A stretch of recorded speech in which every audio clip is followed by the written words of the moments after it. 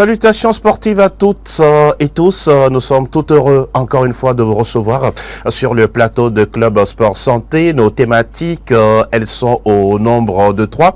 En commençant d'abord avec l'athlétisme, nous nous intéressons beaucoup plus au registre féminin et au Togo. Et qui est mieux placé pour nous parler de cette thématique, le DTN de la Fédération togolaise de la discipline, Ama Esolakina, qui est avec nous en studio. Nous nous intéressons également à la première division féminine de football avec l'entente 2 au niveau de la poule A qui est, on pourra le dire, sacrée championne demi-saison.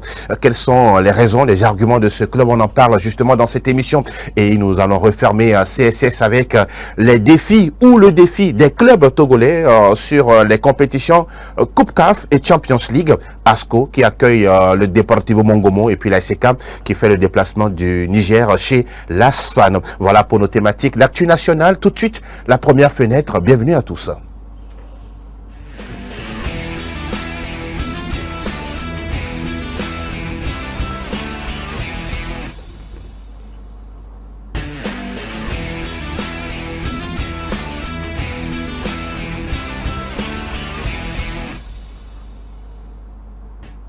Nous nous intéressons à l'athlétisme pour démarrer ce nouveau numéro de Club Sport Santé. Bonjour Charles D'Ernesto. Bonjour Angelo. Comment vous portez-vous? Ça va, en pleine forme. Merci d'être encore une fois sur ce plateau pour parler sport. Le plaisir est partagé. Merci infiniment. Nous avons également avec nous le DTN de la Fédération togolaise d'athlétisme, Ama Esolakina. Bonjour DTN. Bonjour monsieur Angelo. Comment vous portez-vous aujourd'hui? Je me porte à merveille. À merveille. Ouais. Nous sommes tout heureux de vous avoir, malgré votre agenda souvent super chargé.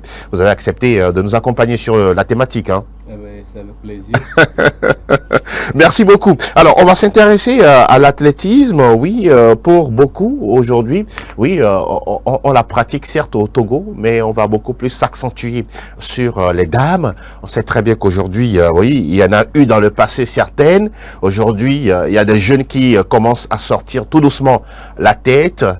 Si on veut planter le décor par rapport à l'état des lieux aujourd'hui, de façon sommaire, qu'est-ce qu'on peut retenir d'ETN?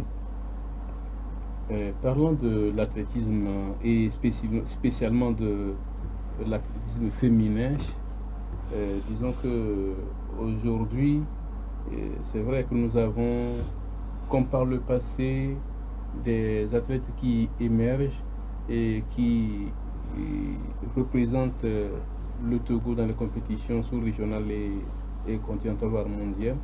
Et c'est vrai que là, nous allons revenir et je pense que c'est la raison d'être de cette émission, c'est de voir que cette pratique ou bien le sport féminin, l'athlétisme féminin reste à promouvoir parce que le nombre de pratiquantes n'est pas vraiment ce que nous espérons parce que là, nous regardons au niveau de nos compétitions locales ici, lorsque nous allons aller dans les détails par épreuve, oui, nous allons constater qu'il y a plus de garçons que de filles.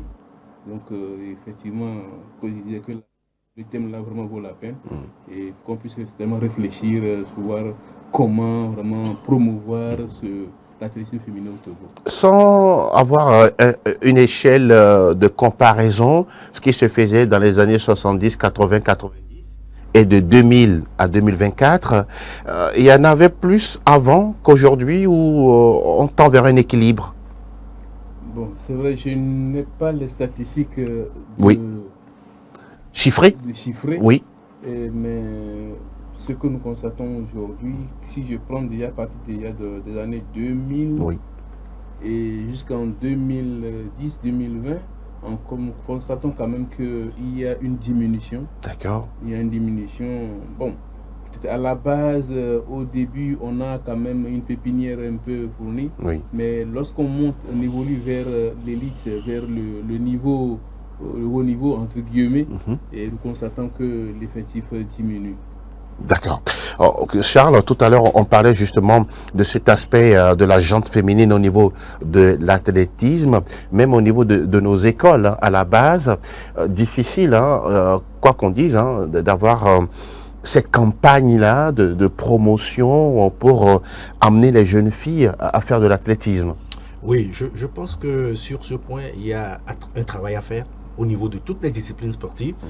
Ce travail-là doit être d'abord un travail mental pour les athlètes et au même moment également pour les parents.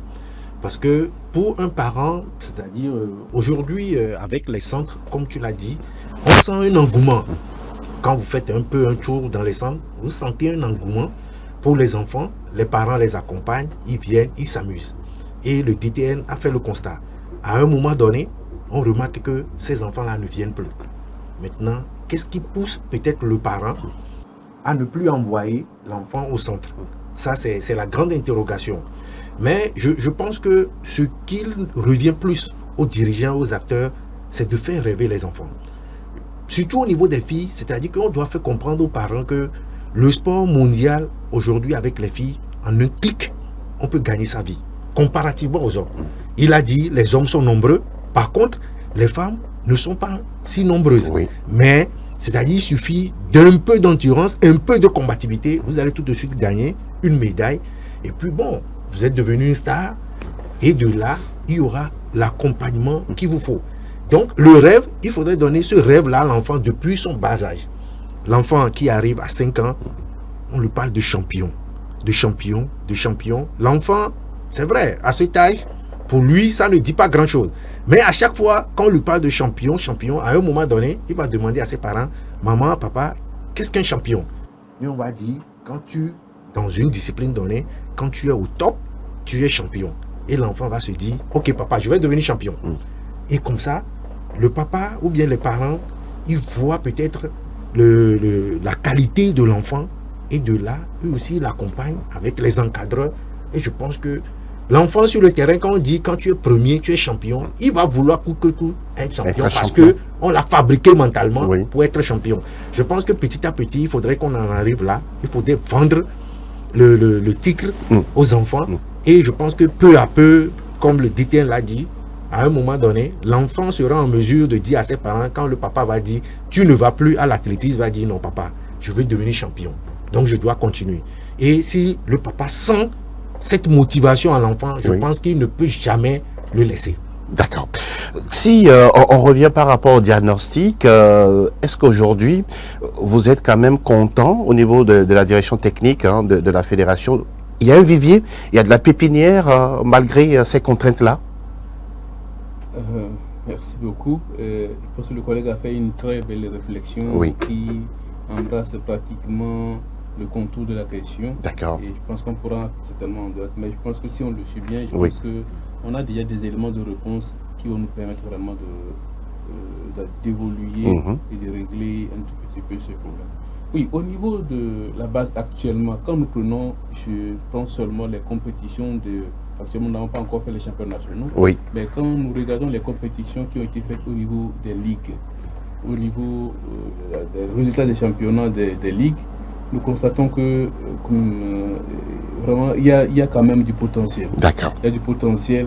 Et je ne vais pas donner des chiffres, mais j'ai les résultats. Bon, mais quand vous regardez déjà, on se dit, quand on fait une projection, et si on arrive vraiment à avoir un bon suivi, et créer une cohésion, une synergie entre la famille, donc la cellule familiale et la direction technique ou bien la fédération ou les clubs, je pense que cela permettrait de maintenir ces enfants le plus longtemps possible dans la discipline. Et ce faisant, ils vont certainement progresser et on va pouvoir les retrouver à un niveau très compétitif dans les années à venir. Ce qui est quand même intéressant, on sent de l'optimisme dans vos déclarations, malgré les contraintes, les difficultés que l'on a sur le terrain, y compris vous également, vos collaborateurs, parce qu'après tout, dans la Ligue également, il y a des directeurs techniques qui sont là, qui sont en même temps vos collaborateurs. Et il y a la question du processus de la promotion, parce qu'après tout, on a commencé quelque part, il faut franchir les étapes, étape par étape, et arriver à un certain niveau. Aujourd'hui, quand vous discutez entre vous, encadreurs, quels sont les mécanismes que vous mettez en place, les systèmes de travail, les ateliers que vous avez en place pour permettre à ce que, tout doucement, les filles ou bien les dames soient également intéressées par l'athlétisme? Entre nous, bon, effectivement, c'est un problème auquel nous tous sommes confrontés. Oui. Et comment maintenir ces athlètes, surtout féminins, jusqu'à ce qu'ils arrivent au niveau. Parce que là, quand ils évoluent avec leur croissance de développement, les problèmes de maturation, donc il y a un niveau donné entre, je peux dire, ce problème de la sexualité qui constitue, disons, un obstacle et en même temps, je peux dire, une inquiétude pour les parents qui, c'est l'une des raisons des fois aussi qui fait qu'on arrive à perdre des enfants, qui nous l'inquiétude. Donc ils sont inquiets, ils cherchent quand même à protéger, à préserver leurs enfants, et pour eux à ce niveau, déjà ils restreignent un peu le rayon. Pour eux, ok, les enfants sont faits pour aller étudier, fréquenter, leur apporter des diplômes. Bon. Et non s'intéresser au sport. Mais je pense que si nous exploitons la réflexion du collègue, et si l'enfant dans sa mentalité, dans sa tête, sur le plan mental, arrive à intégrer vraiment ce volet champion, et comme il a dit, le faire rêver en faisant voir les avantages. Et aujourd'hui, les filles ont beaucoup plus d'avantages que nous disons, un peu plus d'efforts, et c'est vrai que c'est très concurrentiel, c'est compétitif, mais quand nous regardons au niveau togolais, au niveau de la sous-région, et quand nous voyons à peu près le niveau, je prends pendant les concours, un peu plus d'efforts au niveau féminin. Actuellement, nous n'avons plus de sauteuses. C'est vrai qu'au niveau des hommes, il y a le problème, mais il n'est pas aussi criard que chez les femmes. Donc, si on fait un peu plus d'efforts avec les athlètes que nous avons, et on arrive à créer une synergie autour d'elles, ça va arriver. Donc, nos problèmes trouvent leur solution dans le partage d'expérience, comment tel ou tel font. Moi, par exemple, je travaille beaucoup plus avec les parents, surtout côté féminin. D'accord. Parce que là, il faut arriver à rassurer les parents, les convaincre, qu'ils soient rassurés que l'enfant est dans une situation où l'enfant est en sécurité. D'accord. L'enfant ne va pas dans une structure inconnue. Donc nous avons créé des plateformes, des entraîneurs, des athlètes et les parents, où nous partageons les informations sur l'encadrement, sur l'océan, les compétitions et autres. Donc au même moment, les enfants sont informés, les parents sont informés. Bon, quelque part, ça crée une certaine relation de confiance. Oui. Et je pense que ça, ce n'est pas une... Bon, ce n'est pas la même solution, mais c'est une des solutions. C'est une des étapes pour y arriver. Voilà. Et à ce niveau également, nous exhortons les collègues, nos collègues, à être beaucoup plus disponibles pour encadrer et, disons, créer un environnement beaucoup plus convivial, ludique, pour que les enfants trouvent le plaisir de toujours venir, de continuer. Vous voulez dire par exemple que les encadrants également doivent être à l'écoute des enfants? Bien entendu, si on n'arrive pas à répondre aux besoins des enfants, c'est que ils vont aller ailleurs. Ils vont aller ailleurs, il faut forcément chaque fois chercher, même pourquoi pas discuter avec les athlètes et arriver à trouver vraiment leur centre d'intérêt. Et là, ça permet non seulement aussi d'aller vers une spécialisation précoce, mais diversifier les activités pour permettre un développement beaucoup plus holistique, général des apprenants, des athlètes. Et avec le temps, à partir de 16 ans, 17 ans, en ce moment, on peut déjà voir le profil qu'ils dégagent mieux et ça va maintenant les orienter. Et les orienter, surtout les encadrer pour la suite. Modérer les charges de travail en fonction de l'âge, en fonction de leur développement. D'accord. Et alors, dans ce cas de figure, l'enfant ne va pas trouver les séances pénibles comme un calvaire, mais il trouve son plaisir. Exactement. Parce que là, il ne fait pas une seule activité, il diversifie. Bon, au moins, il trouvera un intérêt à venir aux séances.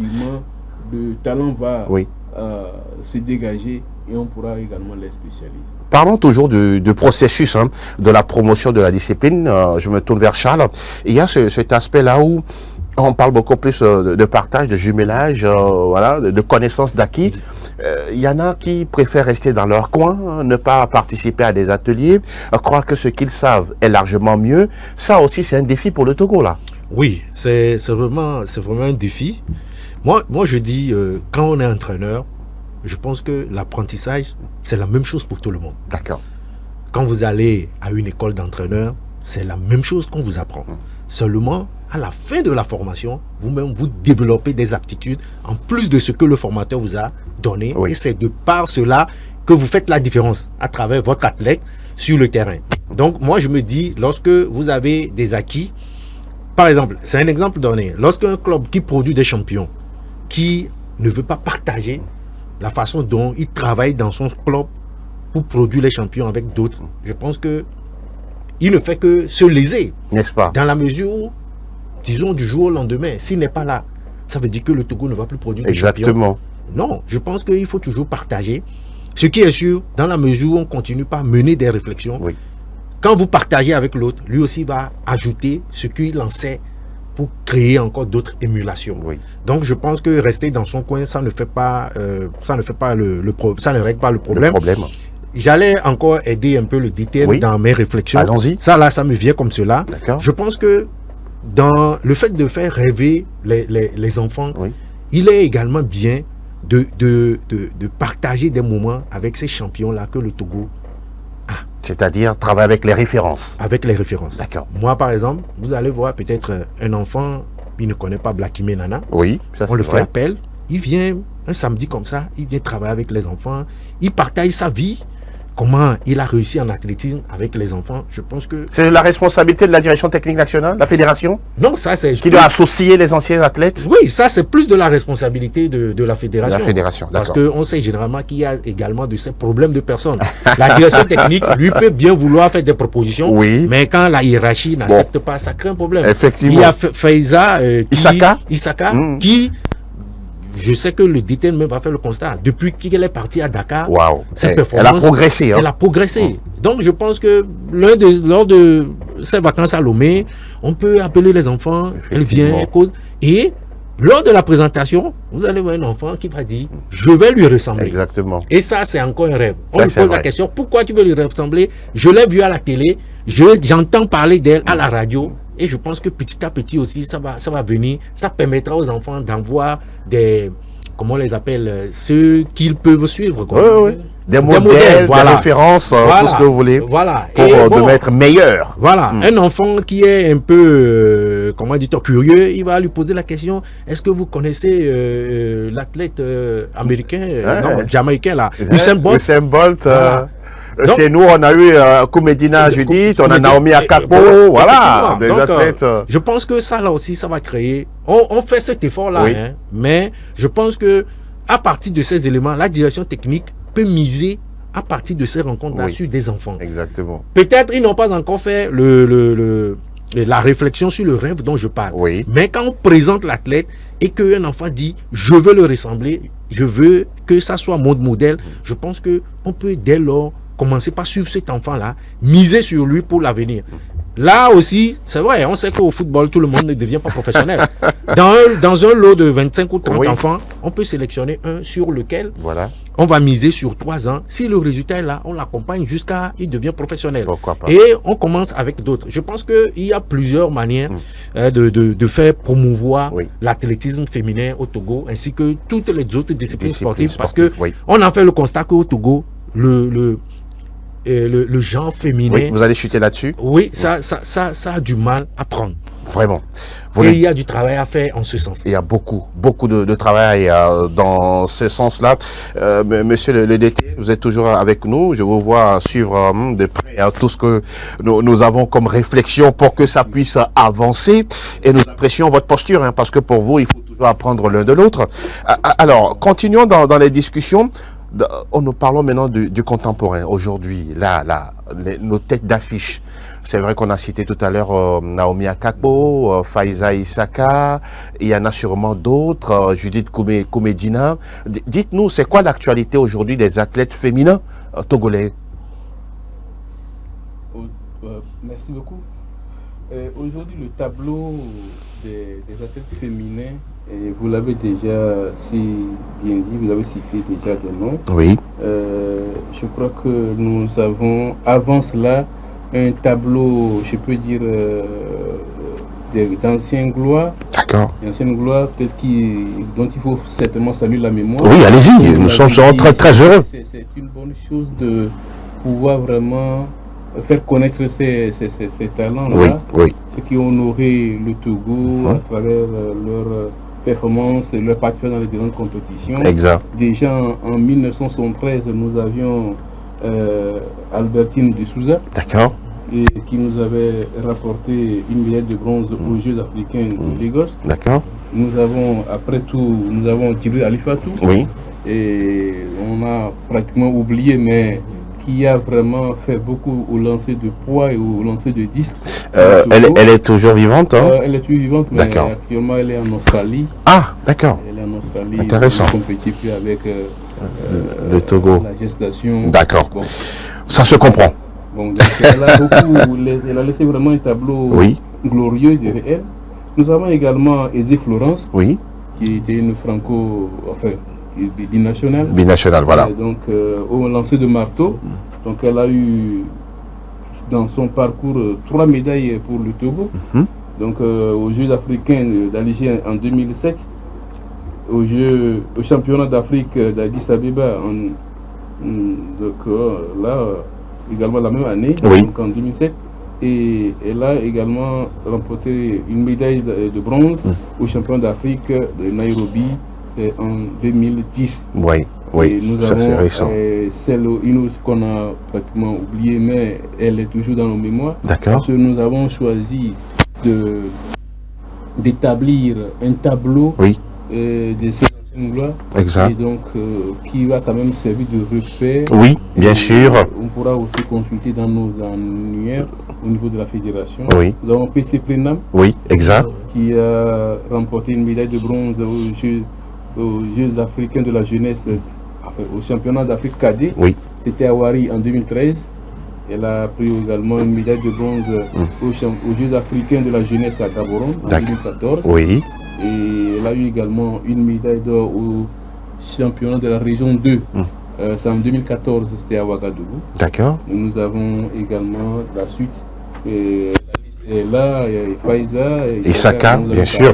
Triple sauteuse. Oui, triple sauteuse, saut en longueur également. D'accord. Nous avons honoré au championnat de la région 2 en 2023. Oui. Avec 2 médailles d'or à Lomé. Exactement. Elle a réitéré l'espoir en 2024 tout récemment à Accra. Avec 2 médailles également à son actif.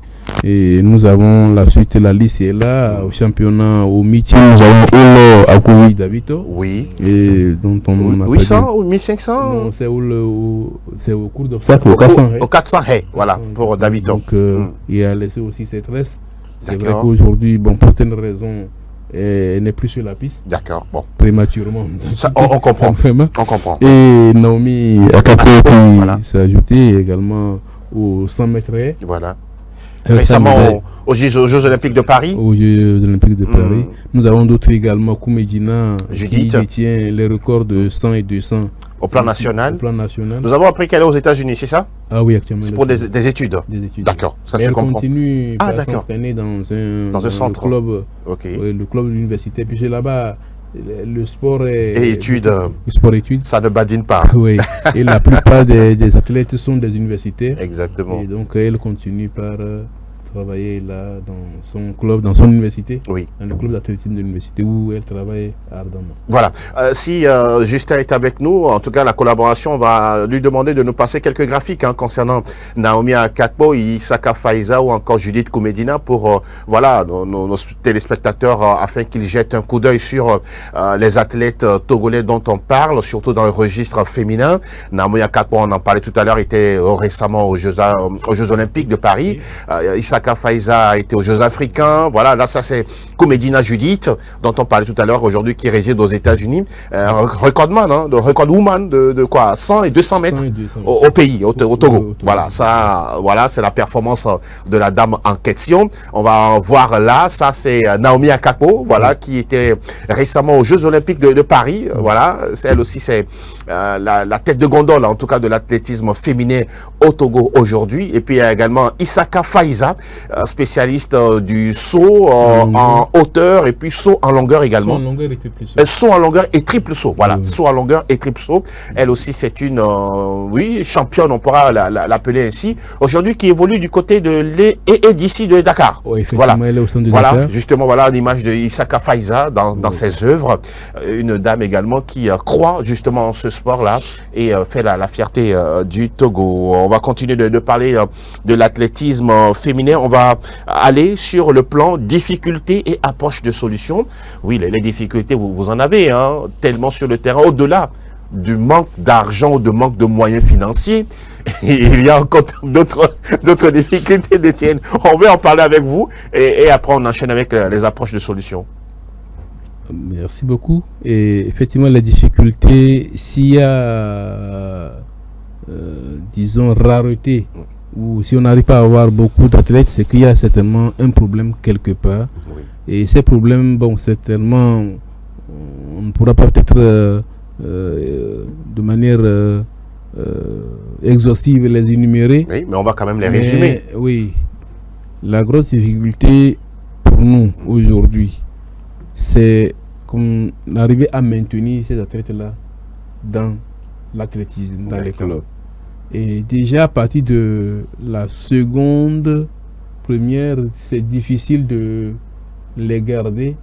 Bon, pour tout, je ne sais pas trop, c'est les charges scolaires. Oui. C'est bon, c'est vraiment un sujet sur lequel il faut. Déjà, sinon au collège, on a quand même. Elles sont participantes, elles adhérentes, elles arrivent, elles sont actives, voilà, merci beaucoup. Mais à partir de la seconde, première, terminale, là. Vous sentez oui, que ça descend. Ça descend. Et c'est ça qui fait que même là, quand vous prenez les championnats universitaires, Oui. et vous voyez nos championnats universitaires ici, vraiment, ce n'est pas du tout ça. C'est-à-dire que les championnats universitaires d'athlétisme, Oui. vous allez voir une poignée d'athlètes. On ne peut même pas faire les séries pour aller faire en finale. Effectivement. Il faut comprendre toute l'université, toutes les facultés, les écoles. Vous allez vous retrouver avec 4 athlètes, à peine 5-6 Oui. dans une épreuve. Vraiment, l'effectif de l'université, c'est plutôt oui, et quand c'est comme ça, ça vous embête? Oui, ça nous embête parce que là, ce n'est pas encourageant. Oui. Or, c'est là où on devait pouvoir piocher les meilleurs. Et quand c'est comme ça, même l'athlète aussi n'est pas suffisamment, comment pourra-t-on dire, dans les conditions optimales, ne sachant pas qu'elle est meilleure, parce qu'elle s'attaque souvent à des personnes qui sont pratiquement facilement battables. Voilà. Bon. On tombe dans un complexe. Il n'y a pas cette concurrence, cette effectivement, cette remise en cause. Bon, je suis meilleur. Quand nous prenons actuellement nos championnats, oui. Quand on arrive au saut en longueur triple saut, bon, il n'y a pas une concurrente, par exemple la Pfizer, par exemple.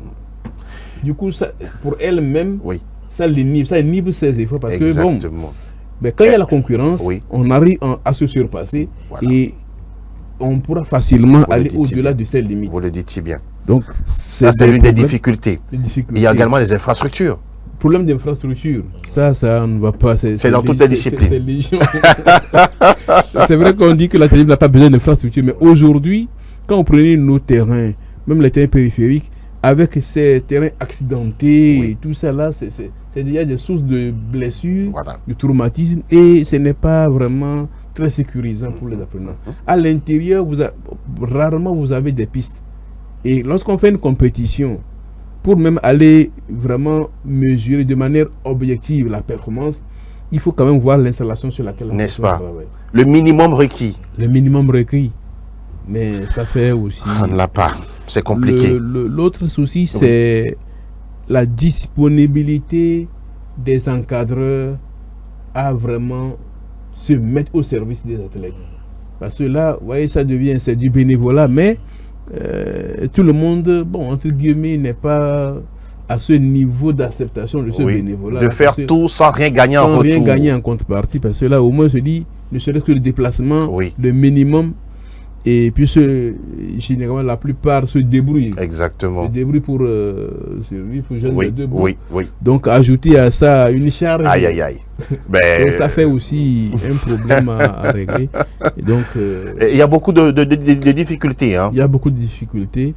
Et Mais cela ne vous empêche pas de continuer à y Ça croire. ne nous empêche pas. Nous croyons et nous faisons en sorte que les meilleurs, au moins qu'on arrive à détecter, on arrive à mettre une politique de suivi Oui, et travailler de concert avec leur entraîneur d'accord. et si possible créer un créneau.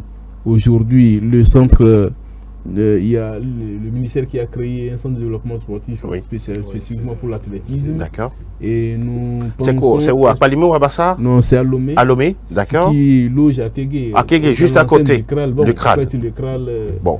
bon. Ancien Kral, Ancien Kral, voilà. Donc, D'accord. c'est une structure qu'on pourra certainement exploiter, mieux exploiter, Oui, et en créant une synergie entre le centre et la fédération pour qu'on puisse vraiment avoir des objectifs communs commun.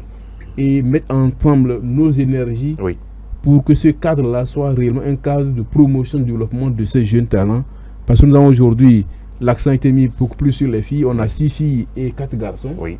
Donc c'est déjà, disons, une politique qui est mise en place pour promouvoir l'athlétisme féminin. Et je pense que c'est déjà une bonne orientation. D'accord. On pourrait continuer et voir, bon, je ne connais pas encore trop la suite parce que est-ce qu'il y aura recrutement chaque année? Je ne suis pas encore... On attend de voir les véritables cahiers de charge Voilà, de ce centre-là et de tout le travail qui y vient. Et d'accord. Quelles sont les perspectives aussi qui sont à l'horizon. En tout cas, oui, on a été très contents, mais visiblement, on n'a pas tout déballé, mais on aura le temps de revenir sur ce sujet partie 2, parce qu'on a encore d'autres questions pour vous, sauf que là, on va s'arrêter pour aujourd'hui, hein, parce qu'on a également d'autres thématiques à débattre, notamment le football. Un mot, rapidement conclure pour passer appuyer à l'autre étape. par rapport à l'approche de solution. Oui, allez-y, Charles. Il faut également trouver un mécanisme pour permettre à l'athlétisme, que ce soit dans l'ensemble, féminin ou masculin, d'aller de l'avant. Par exemple, l'encadreur a parlé de l'absence d'athlètes au niveau de l'université. Ça m'a un peu choqué, parce que je me rappelle très bien que c'est déjà en classe de 6e qu'on a instauré le sport. Et dès la classe de 6e, on initie au lancer de poids, au lancer de javelot, à l'athlétisme, course sur 50, 60 et 100 mètres. Endurance, tout ce que et ça se fait jusqu'au lycée. Oui, absolument. Maintenant, qu'est-ce qui s'est passé entre-temps? Et à partir de la classe de première, les athlètes s'absentent dans leur club. Surtout féminin. Alors qu'ils ont cette matière à faire pour les examens. Exactement. Mais dans leur club, elles s'absentent. Donc, je pense qu'il faut se poser la question pour savoir réellement. Parce que ça fait pratiquement sur 4 ans au collège, 3 ans au lycée. Sur 7 ans, on fait l'athlétisme. Et moi, je me dis qu'à l'université, on ne veut pas trouver des athlètes. Ça veut dire qu'il faut chercher un mécanisme pour faire vivifier l'athlétisme jusqu'au niveau de l'université. C'est très important. Moi, ça m'a vraiment intéressé de parler de l'athlétisme parce que chaque fois, c'est du football. Oh oui, bien sûr.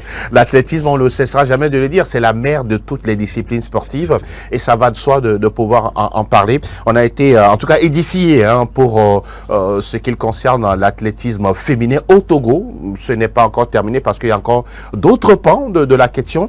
Votre mot de conclusion, Ama Isolakina? Comme vous l'avez dit, effectivement, merci. Il y a beaucoup de choses à dire là-dessus.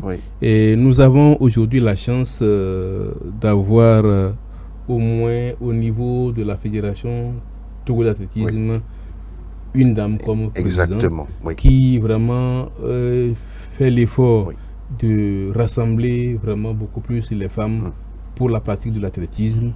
Et ces actions lui ont valu le prix de la femme de l'année de World Athletic. Exactement. Il y a quelques mois, le prix rendu à Accra au Ghana lors des Jeux africains. Elle a été présentée. Je pense que c'est déjà un atout qu'il faut exploiter, comme vous l'avez dit, pour faire rêver les jeunes filles, pour dire que c'est possible de faire de l'athlétisme et occuper également, étudier, fréquenter et faire l'athlétisme et arriver au sommet décisionnel sur le plan même national, sur le plan africain, puisqu'elle est vice-présidente de la région 2. Exactement. Et nous osons croire que déjà, avec ce qu'elle fait, qui a, disons, attiré l'attention des plus hautes autorités mondiales, Oui, et cela ne peut que être vraiment un atout. voilà. Un atout pour nous. Et bénéfique que nous, pour... bénéfique que nous allons davantage exploiter pour Oui. que l'athlétisme féminin puisse se développer. Et le mot de fin, c'est de vous remercier Je vous et en prie. remercier tous les acteurs de l'athlétisme au Togo, Oui. tous ceux qui se battent, qui ont travaillé, qui ne comptent pas travailler et qui ont confiance en cet athlétisme-là, et espérant que de leurs efforts, des produits finis, des athlètes talentueux vont sortir. Nous pouvons que vraiment les remercier, les encourager à persévérer et souhaiter vivement que tous ensemble, au niveau de notre pays, de notre fédération, tous les acteurs, nous puissions vraiment créer une certaine synergie, une certaine dynamique, Exactement. une cohésion d'action Oui. sur le plan de nos mentales. Bref, pour que nous créons un environnement beaucoup plus propice Et impactant. qui va impacter vraiment Absolument. la pratique au niveau des dames, Des dames. et bien sûr également au niveau des hommes. En tout cas, on a été heureux et attentif à tout ce qui a été dit sur ce plateau. On ne cessera jamais de le dire. Ce n'est qu'une partie. On aura encore une autre occasion de vous inviter, comptant sur votre disponibilité, pour parler athlétisme en général et pourquoi pas féminin en particulier. Ama et Solakina, encore une fois, mille gratitudes à vous et on vous souhaite un excellent week-end. Merci beaucoup et pour tout ce que vous faites, et nous espérons que ça va continuer. Oui, c'est notre job. Merci, à très bientôt. Merci. On va continuer. Désormais, on va ouvrir la fenêtre football, toujours au niveau de l'actu nationale. Le temps d'avoir le jingle et nous parlons justement de cette discipline-là.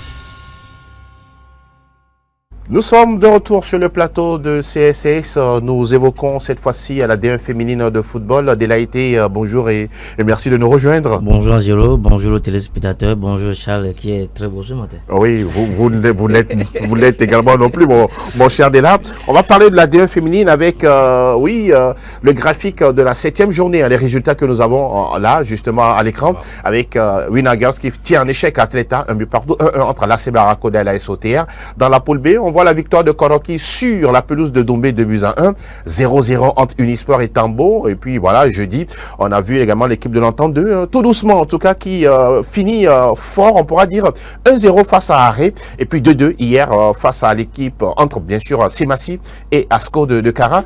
Ce qui nous intéresse dès l'AIT, c'est de parler justement de cette équipe de l'Entente 2 qui finit championne de mi-saison. Vous l'attendiez à ce niveau-là? On rappelle qu'Entente 2, c'est l'ancien club Biliva Apache d'Enfouin qui est devenu aujourd'hui Entente 2. Oui, on n'attendait pas voir Entente 2 sur cette échelle-là, mais Entente 2 a tout simplement créé la surprise en brisant la politesse devant la SOTR et la Teleta qui est en perte de crédit depuis le début de ce championnat. Entente qui n'a pas encaissé tout simplement de but durant toutes les 7 rencontres. Et comment ils ont fait cette magie-là? Oui, c'est grâce à cette gardienne-là, Gloria Amenyetou, cette jeune Elle bloque tout. Elle bloque tout. Cette jeune joueur qui était la gardienne de la sélection U20, oui, qui est aujourd'hui, qui tape la porte de la sélection. Si vous voyez Gloria Amenyetou au niveau de séances d'entraînement ou bien sûr des matchs, c'est une gardienne qui rassure ses coéquipières durant toute la rencontre. Elle a essayé de garder ses cages inviolées depuis cette rencontre, cette journée. Donc, l'Entente a été bonifiée par cet exploit-là et vivement que l'équipe garde ce élan-là pour la phase retour. Avant de parler d'Atleta qui fait un match nul, ce qui est un bon résultat après tout ce qu'on a vu en début de après la victoire championnat face à Barracoda. Exactement. Parlons justement de cette équipe de l'Entente. Vous l'attendiez également à ce niveau? Pas du tout. Pas du tout. Beaucoup attendaient plus la SOTR. Oui. Et je pense que cette équipe de l'Entente 2, bon, quand je dis cette équipe, disons que entre les dirigeants de l'Entente 2 et ceux de Billy Vargas, on a senti qu'il y a un travail qui s'est fait en amont. Comparativement à d'autres clubs, Ils se sont levés plus tôt? Ils se sont élevés un peu plus tôt. Vous allez voir le recrutement, on n'en a pas parlé. Oui. C'est une équipe qui a travaillé dans l'ombre. Et voilà, elle est venue pour surprendre tout le monde dans cette compétition. C'est-à-dire que le parrainage a été dévoilé à quelques jours du démarrage de la compétition. Il y a du travail qui se faisait avant. Voilà, il y a du travail qui s'est fait avant. Par contre, je vais donner le cas de l'AS Barracuda et Tempête FC. Le parrainage, c'était à la dernière minute. Ça veut dire qu'en amont, c'est vrai, Tempête FC, c'est un club qui est un peu dans la formation. Ils se sont laissés dans la formation